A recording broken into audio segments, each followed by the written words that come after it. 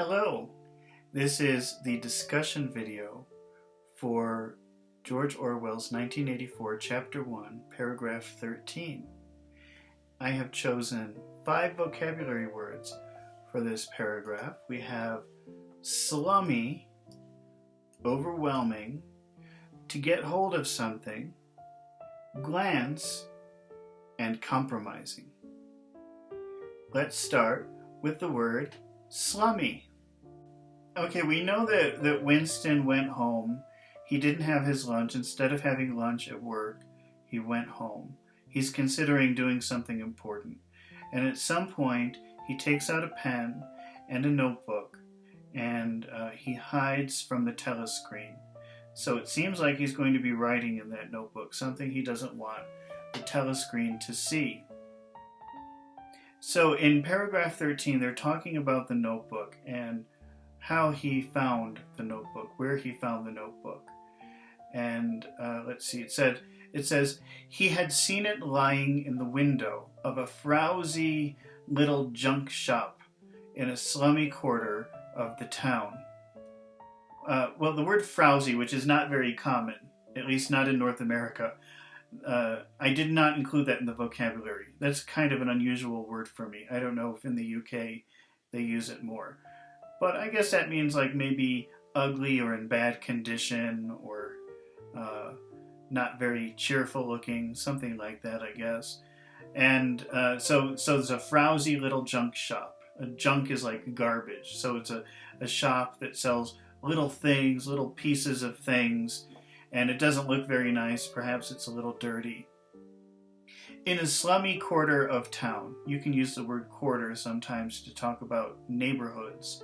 And slum, which is one of our vocabulary words, the word slum means the bad part of town, a bad area of town. So a slummy quarter is a very bad area. Maybe it's very poor. Maybe it's a little bit dangerous. It's not a nice place. Slums are not nice places. And the slummy quarter of town would be the very bad area of a town. It doesn't look nice. Maybe it's not safe. It's not clean. That's what they mean when they say slummy quarter of the town. Next we have the word overwhelm. Overwhelm is a pretty useful word. It's used quite a bit. And what it means is you have too much of something and you can't handle it. If you look at the person next to me, the poor fellow next to me, if you imagine that is his work for the day, doesn't that look like too much work for one day, for one person? You can say that he is overwhelmed with work. That's what overwhelm means. Overwhelm means too much of something. You can't handle it. So if you're overwhelmed with work, you have so much work, you can't possibly do it all. You could be overwhelmed with sadness. It's so sad you can't handle it.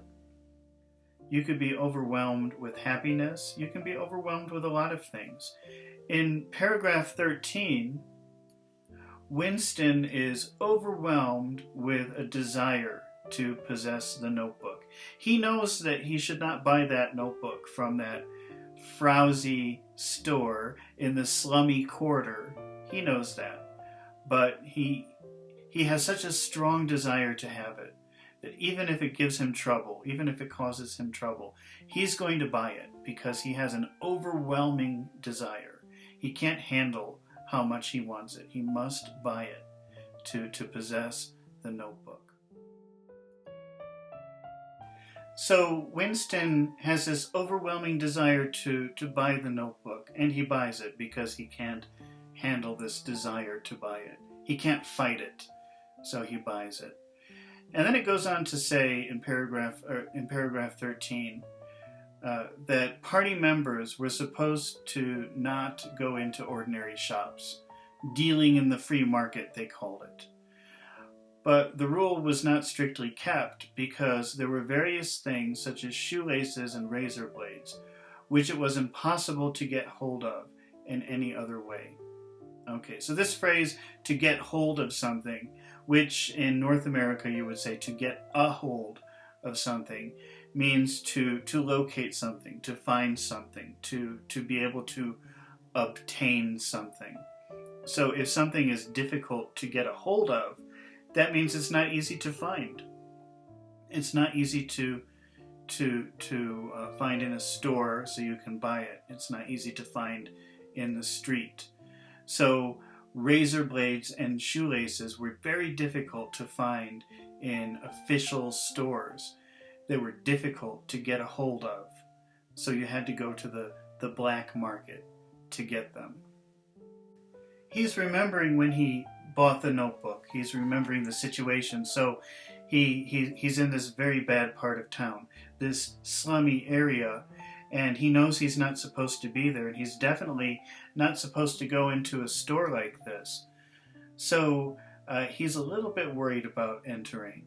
And it says he had given a quick glance up and down the street, and then he had slipped inside and bought the book for $2.50. So before he goes into the store, he glanced, he looked to see if anybody was watching him, because he was ashamed or scared to go into the store and have witnesses. Glance means to give a quick look. Finally, we have the word compromise, or the phrase to be compromised. The word compromise can mean many different things, but in this situation, what being compromised means, and it's hard to explain this in simple language, but I'm just trying to use very basic language for this, is to have a secret and have it be shown to other people. So other people see your secret, and this makes you much weaker or puts you in a position where bad things could happen to you. In Winston's world, if people saw him as opposing the party, that would be very, very bad for him, very dangerous for him. So he has to be careful never to do anything to compromise himself. He has to be careful never to show this secret. If people discovered this secret that he didn't like the party, he could be in a lot of trouble. He could be in a very weak position because of that. He could be compromised. And in the end of paragraph 13, it says, even with nothing written in it, it was a compromising possession. The notebook was a compromising possession. Holding that notebook, having that notebook, showed that he was not a fan of the party. A member of the party would never have a notebook like that. And so just possessing that exposed him, showed that he was not a faithful party member. It made him look weak. It exposed him to danger. It compromised him. The notebook was a compromising possession. All right, that's the end of paragraph 13. Now, this would be a really good time to go back over, listen to some of the other paragraphs again, listen to the readings again, then maybe listen to the paragraph discussions again, become more comfortable with these words, try to recognize them in the reading, try to think about what they mean before you continue, because next we're going to paragraph 14. Okay? Now, as usual, if you found this information helpful, please press the like button. And if you want to see more of these kinds of videos, then press the subscribe button, because there's a lot more coming. There's a lot more where that came from. Okay? And I will see you again in paragraph 14.